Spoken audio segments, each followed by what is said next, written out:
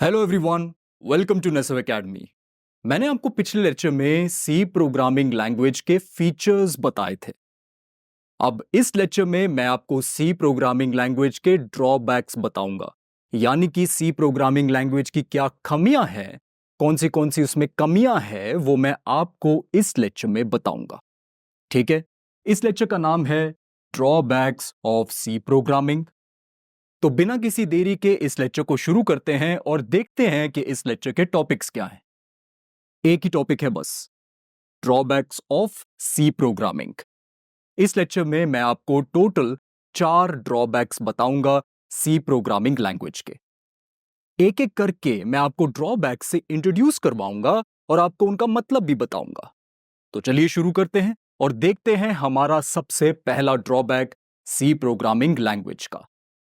सी programming language का जो सबसे पहला ड्रॉबैक है वो है कॉम्प्लेक्सिटी। यहां पे मैंने लिखा है, developers are required to manage memory manually, handle pointers carefully and deal with low level details which can introduce bugs and security vulnerabilities. देखिए, C programming language high level programming languages जैसे कि Python, जावा, उनके मुकाबले में थोड़ी complex तो है, लेकिन हमें यह बात तो पता है कि लो लेवल लैंग्वेजेस के मुकाबले में ये कम कॉम्प्लेक्स है। हमें पता है कि सी प्रोग्रामिंग लैंग्वेज एक मिडिल लेवल प्रोग्रामिंग लैंग्वेज है।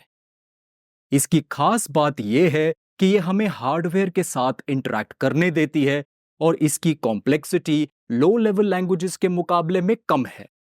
लेकिन हम इस बात से डिनाई नहीं कर सकते कि हाई लेवल लैंग्वेजेस के मुकाबले में इसकी कॉम्प्लेक्सिटी थोड़ी ज्यादा है, क्योंकि हमें मेमोरी को खुद से मैनेज करना पड़ता है। Manage memory manually. Memory management से मेरा मतलब है मेमोरी को एलोकेट करना, मेमोरी को डी एलोकेट करना और ऐसे कुछ मेमोरी मैनिपुलेशंस करना, वो हमें खुद करना पड़ता है। ऐसा नहीं है कि कंप्यूटर खुद से कर देगा। ठीक है, मैं खास करके बात कर रहा हूं डायनेमिक मेमोरी एलोकेशन की। इस कॉन्सेप्ट को हम बाद में बहुत अच्छे से समझेंगे, अभी ज्यादा डिटेल में जाने की जरूरत नहीं है। इतना मैं आपको बता देता हूं कि ज्यादातर काम हमें खुद से करना पड़ता है। मेमोरी मैनेजमेंट का काम हमें खुद से करना पड़ता है। तो थोड़ा टफ तो है इन चीजों को सीखना, क्योंकि हमें हार्डवेयर के साथ इंटरैक्ट करना पड़ेगा। फिर हमें पॉइंटर्स को भी बहुत केयरफुली हैंडल करना पड़ता है। Handle pointers carefully. पॉइंटर्स एक बहुत ही इंपॉर्टेंट कॉन्सेप्ट है। मैंने आपको सिलेबस के दौरान यह चीज बताई थी, जब मैं आपको सिलेबस बता रहा था कि पॉइंटर्स एक बहुत ही इंपॉर्टेंट कॉन्सेप्ट है सी प्रोग्रामिंग लैंग्वेज का, है ना। पॉइंटर्स को हमें बड़े ही केयरफुली हैंडल करना पड़ता है।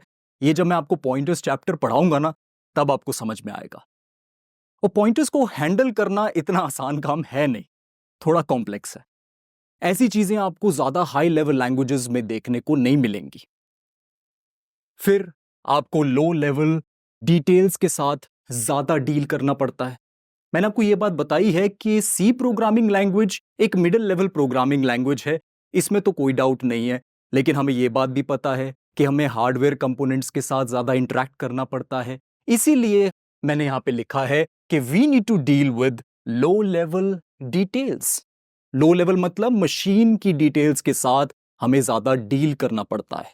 इस वजह से सिक्योरिटी वल्नरेबिलिटीज भी आ जाती हैं, बग्स भी इंट्रोड्यूस हो जाते हैं। देखिए, बग्स से मेरा मतलब है एरर। जो एरर्स आ जाते हैं ना प्रोग्राम में। देखिए, एरर क्यों आएंगे? क्योंकि ह्यूमन इंटरेक्शन जितना ज्यादा होगा उतने ही एरर्स इंट्रोड्यूस होंगे। सीधी सी बात है, अगर ह्यूमंस काफी चीजें अपने आप हैंडल कर रहे हैं, मैनुअली हैंडल कर रहे हैं, तो चांसेस एरर्स के ज्यादा हैं। और सिक्योरिटी वल्नरेबिलिटीज का होना भी जायज है। सिक्योरिटी रिस्क्स भी बढ़ जाते हैं, क्योंकि हम गलती से कुछ ऐसी चीजें कर देते हैं जो हमें नहीं करनी चाहिए। वही अगर मशीन की बात करें तो मशीन ऐसी चीजें ज्यादा नहीं करती, गड़बड़ नहीं करती। ठीक है, तो अगर हम ऑटोमेटिक करते हैं चीजों को, तो मशीन के ऊपर चीजें ज्यादा आती हैं। उस वजह से सिक्योरिटी के रिस्क्स भी कम हो जाते हैं, एरर्स भी कम हो जाते हैं। जितना ज्यादा ह्यूमन इंटरवेंशन होगा, एरर्स उतने ज्यादा होंगे। उतने ही ज्यादा सिक्योरिटी वल्नरेबिलिटीज भी होंगी। तो ये बात को थोड़ा ध्यान में रखने वाली चीज है कि complexity high level programming languages के मुकाबले में ज्यादा है सी प्रोग्रामिंग लैंग्वेज में। इस बात को आपको ध्यान में रखना है। ये एक ड्रॉबैक है सी प्रोग्रामिंग लैंग्वेज का। हालांकि मैं इसे पूरी तरीके से ड्रॉबैक नहीं कहूंगा, क्योंकि मैं ये मानता हूं कि अगर आप प्रोग्रामिंग में एक बिगिनर हैं तो आपको सी प्रोग्रामिंग लैंग्वेज से शुरू करना चाहिए, क्योंकि आप सिस्टम के बारे में ज्यादा जानते हो। जितनी कॉम्प्लेक्स चीजों के साथ आप अभी डील कर लोगे उतना ही बढ़िया होगा। आगे चल के आपके लिए दूसरी लैंग्वेजेस सीखना जैसे कि जावा, पाइथन और ज्यादा आसान हो जाएगा। तो ऐसी कोई दिक्कत वाली बात नहीं है। अगर आप सी प्रोग्रामिंग लैंग्वेज सीख लेते हैं तो आप हाई लेवल प्रोग्रामिंग लैंग्वेजेस को अच्छे से डील कर पाएंगे। ठीक है, तो पहला ड्रॉबैक था कॉम्प्लेक्सिटी। और मैं आपको एक बात का वादा कर सकता हूं, क्योंकि मैं इस कोर्स को पढ़ा रहा हूं, मेरी ये रिस्पॉन्सिबिलिटी है कि मैं आपको इस कोर्स को प्रॉपर तरीके से पढ़ाऊं। और एज ए टीचर मेरी ये रिस्पॉन्सिबिलिटी बनती है कि इस कोर्स को कम से कम कॉम्प्लेक्स रखूं, ताकि आप एज अ बिगिनर इस कोर्स को अच्छे से समझ सके। ये मेरी रिस्पॉन्सिबिलिटी है, उसकी चिंता आप मत करिए। ठीक है, मैं आपके लिए ये काफी कम कॉम्प्लेक्स बना दूंगा। तो बढ़ते हैं दूसरे ड्रॉबैक की तरफ अब। ठीक है, हमने पहला ड्रॉबैक तो देख लिया है, कॉम्प्लेक्सिटी। अब दूसरा ड्रॉबैक है lack of built in features. Lack of features like automatic garbage collection, built in data structures like dictionaries and object oriented programming constructs. ये फीचर्स जो है ना, सी प्रोग्रामिंग लैंग्वेज में मिसिंग है। बल्कि मैं कहूंगा यही नहीं, और भी बहुत सारे ऐसे फीचर्स हैं जो कि मॉडर्न फीचर्स हैं, आपको हाई लेवल प्रोग्रामिंग लैंग्वेजेस में देखने को मिलते हैं, वो सी प्रोग्रामिंग लैंग्वेज में मिसिंग हैं। ये एक ड्रॉबैक है सी प्रोग्रामिंग लैंग्वेज का। अब देखिए, ऑटोमेटिक गार्बेज कलेक्शन ये मिसिंग है। मैंने आपको बताया कि मेमोरी को मैनेज हमें करना पड़ता है, काफी चीजें हमें करनी पड़ती हैं।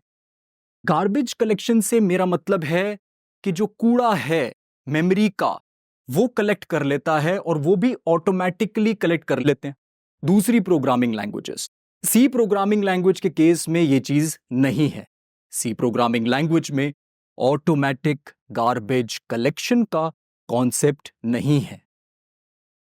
देखिए, अब कूड़ा जब मैं कह रहा हूं तो ये वो कूड़ा नहीं है जो आपके घर में पाया जाता है, ऐसा नहीं है। ये कूड़ा मेमोरी का कूड़ा है। मतलब ऐसा डेटा जिसे हम यूज नहीं कर रहे हैं, जो हमारे काम का नहीं है, लेकिन वो मेमोरी लेके बैठा हुआ है। अब क्योंकि वो मेमोरी लेके बैठा है तो दूसरा कोई डेटा वहां पे एंटर नहीं कर सकता। उस मेमोरी को हम किसी और को नहीं दे सकते। वो एक कूड़ा है जो वहां पे पड़ा हुआ है अभी। तो उस कूड़े को हटाना जरूरी है ताकि उस मेमोरी का इस्तेमाल दूसरी चीजों में किया जा सके, है ना। ये हो गया गार्बेज कलेक्शन, मतलब कि कूड़े को इकट्ठा करना, निकालना, मेमोरी को फ्री करना।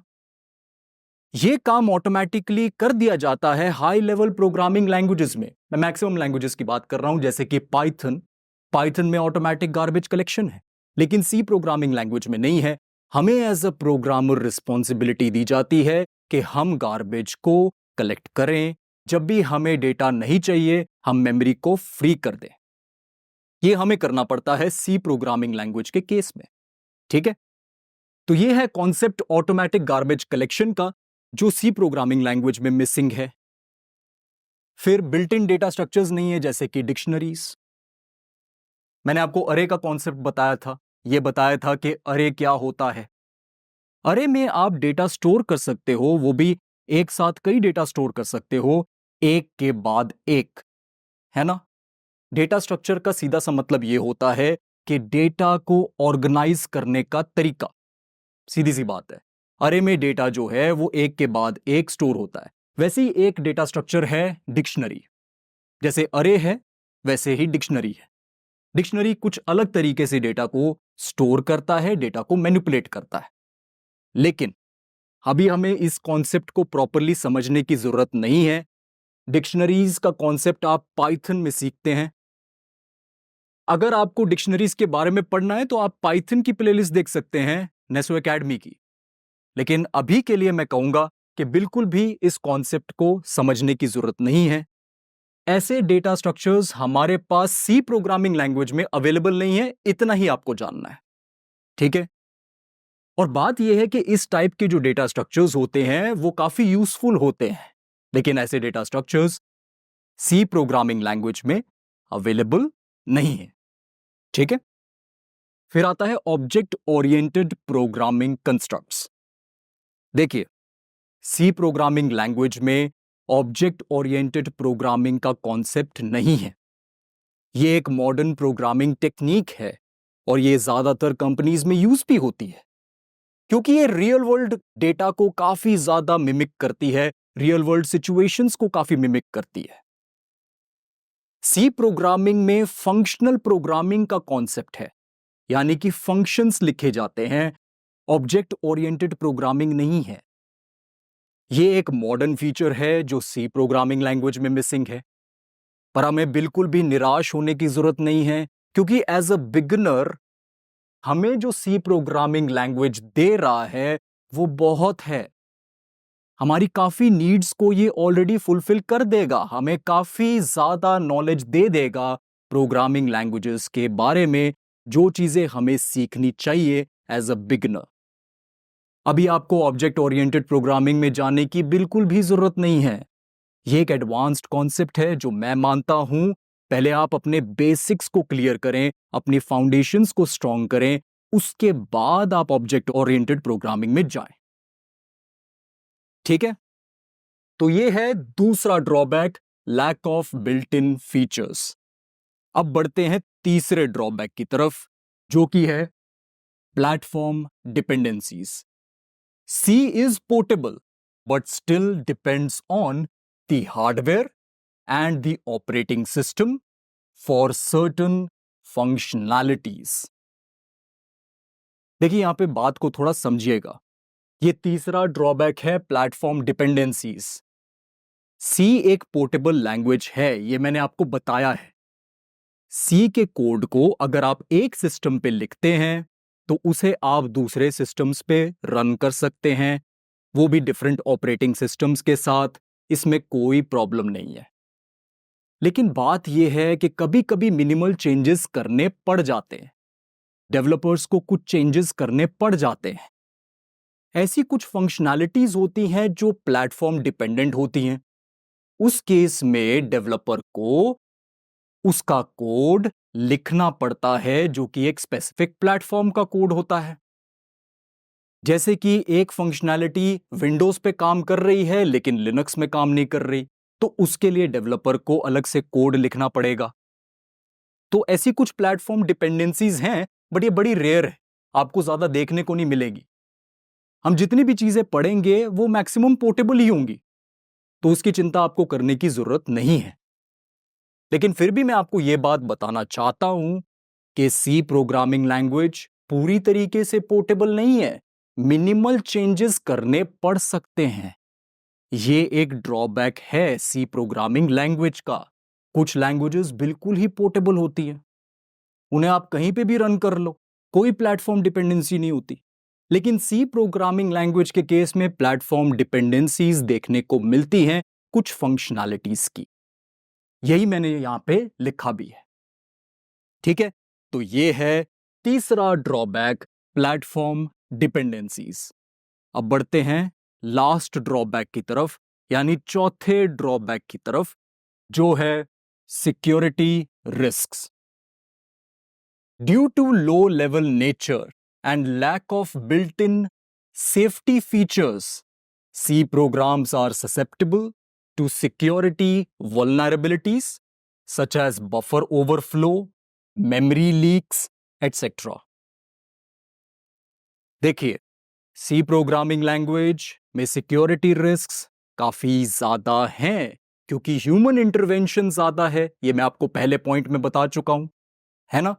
यहां मैंने लिखा है कि लो लेवल नेचर होने की वजह से, यानी कि क्या, हमें पता है ना कि सी प्रोग्रामिंग लैंग्वेज हमें हार्डवेयर के साथ इंटरैक्ट करने देता है। ये हार्डवेयर इंटरैक्शन की वजह से और lack of built in safety features की वजह से सिक्योरिटी वल्नरेबिलिटीज ज्यादा हैं, सिक्योरिटी रिस्क ज्यादा हैं। बिल्ट इन सेफ्टी फीचर्स की काफी कमी है। बफर ओवरफ्लो के चांसेस हैं, मेमोरी लीक्स के चांसेस हैं। अब बफर ओवरफ्लो क्या होता है, मेमोरी लीक क्या होता है, इसे थोड़ा समझ लेते हैं। देखिए, बफर ओवरफ्लो को हम पहले समझेंगे। मैं अब आपको बताता हूं कि बफर ओवरफ्लो क्या होता है। बफर को आप एक टेम्पररी स्टोरेज समझ सकते हो, कुछ डेटा को स्टोर करने के लिए। मान लो आपको कोई डेटा स्टोर करना है टेम्पररी, तो आप उस पर स्टोर कर सकते हो। ठीक है, तो बफर एक मेमोरी का एरिया है जहां पे आप टेम्पररी डेटा को स्टोर कर सकते हो। और ये डेटा को कैसे स्टोर कर सकता है? बिल्कुल अरे की तरह, एक के बाद एक। अब बफर ओवरफ्लो का मतलब क्या है? जितना उसका साइज है उससे ज्यादा डेटा आप उसके अंदर डालना चाहते हो।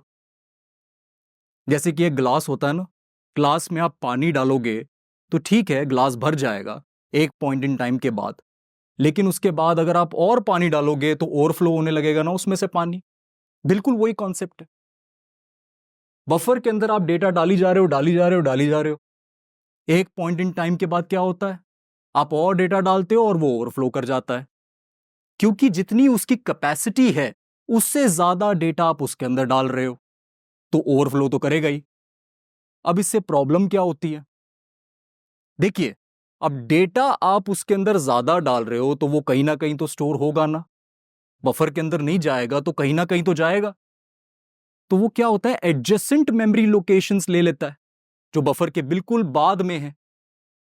अब उन मेमोरी लोकेशंस में हो सकता है पहले से कोई क्रूशियल डेटा पड़ा हो। अब वो डेटा ओवरराइट हो जाता है। इसकी वजह से आपको काफी प्रॉब्लम्स फेस करनी पड़ सकती हैं। हो सकता है कि आपका प्रोग्राम क्रैश कर जाए, बीच में बंद पड़ जाए।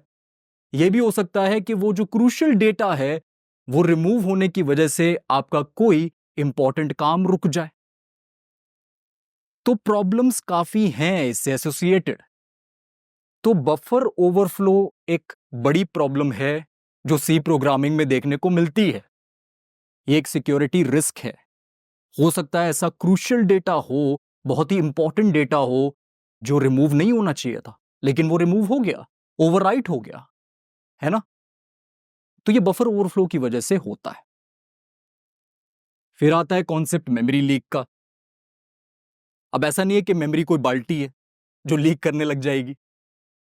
हालांकि आप इसको ऐसे समझ सकते हो, मेमोरी लीक का मतलब यह होता है कि आपने कोई मेमोरी को एलोकेट किया। अब एलोकेट किया आपने किसी डेटा के लिए एलोकेट किया। डेटा को आप स्टोर करना चाहते थे किसी मेमोरी लोकेशन में, उसके लिए आपने मेमोरी एलोकेट करी। अब मेमोरी तो आपने एलोकेट कर दी, लेकिन फिर आपने बाद में उसे डी एलोकेट नहीं किया। मैंने बोला ना, मेमोरी मैनेजमेंट हमें करना पड़ता है। वो भी डायनेमिक मेमोरी एलोकेशन की बात कर रहा हूं मैं, जिसके बारे में मैं आपको बाद में बताऊंगा। तो यहां पे आता है कि हमें मेमोरी को मैनेज करना है, हमें मेमोरी को डी एलोकेट भी करना है। अब हमें यूज नहीं है उस मेमोरी का तो डी एलोकेट करना चाहिए, लेकिन हम आलसी हैं, हमने नहीं किया। अब जब नहीं किया तो होगा क्या, वो मेमोरी वहीं की वहीं पड़ी रहेगी, उसे कोई और यूज नहीं कर पाएगा। तो ये होता है मेमोरी का लीक होना। मतलब कि अब वो मेमोरी यूज में नहीं है, अब उस मेमोरी को कोई यूज नहीं कर सकता। उसी प्रकार से अगर आप ऐसे करते जाते हैं, मेमोरी को एलोकेट करते रहते हैं, डी एलोकेट नहीं करते, तो एक पॉइंट इन टाइम के बाद क्या होगा, मेमोरी भर जाएगी और फिर आपका प्रोग्राम क्रैश कर सकता है। ऐसी बहुत प्रॉब्लम्स हो सकती है। ठीक है, तो सिक्योरिटी रिस्क्स, वल्नरेबिलिटीज जो हैं ये होती हैं सी प्रोग्रामिंग लैंग्वेज में। तो बड़ा ध्यान देना पड़ता है डेवलपर्स को, बहुत ज्यादा बारीकियों का ध्यान देना पड़ता है। ऐसा नहीं है कि मेमोरी एलोकेट करके बस छोड़ दिया, मेमोरी को डी एलोकेट करना भूल गए। ये नहीं करना चाहिए। तो डेवलपर्स को सी प्रोग्रामिंग लैंग्वेज के लिए काफी ज्यादा चीजों पे ध्यान देना पड़ता है, ये बात मैं मानता हूं। इसी वजह से C programming language high level programming languages के मुकाबले में कॉम्प्लेक्स भी है, क्योंकि बहुत बारीकियों का ध्यान देना पड़ रहा है ना? ये बात मैं मानता हूं, लेकिन एज अ बिगिनर मैं ये जरूर कहूंगा कि आपको ये लैंग्वेज जरूर सीखनी चाहिए, क्योंकि जो बारीकियां आप अभी सीख जाएंगे तो बाद में आसान चीजें सीखना आपके लिए कोई बड़ी बात नहीं होगी। बल्कि पाइथन को अगर आप पहले सीखते हैं और फिर सी प्रोग्रामिंग लैंग्वेज को सीखते हैं, या फिर कोई और हाई लेवल लैंग्वेज को पहले सीखते हैं और फिर सी प्रोग्रामिंग लैंग्वेज को सीखते हैं, तो आपको लग सकता है अरे यहां पे चीजें तो ऑटोमेटिक हो जाती थी, अब यहां पे हमें सारी चीजें खुद से करनी पड़ रही हैं। तो थोड़ी डिफिकल्टीज बढ़ जाती हैं उस केस में। लेकिन अगर आप पहले ही डिफिकल्टीज को हैंडल कर लेते हो तो फिर इजी चीजें सीखना आपके लिए कोई बड़ी बात नहीं है। इसीलिए मैं कहता हूं कि सी प्रोग्रामिंग लैंग्वेज को सीखना एज अ बिगिनर जरूरी है। ठीक है, तो इसी के साथ हमने देख लिया चौथा ड्रॉबैक, जो था security risks. C programming language में सिक्योरिटी के रिस्क्स ज्यादा है compare to high level programming languages. ठीक है, तो इसी के साथ हमने 4 ड्रॉबैक्स हमारे देख लिए हैं। हमारा ये टॉपिक जो है वो कंप्लीट हो चुका है।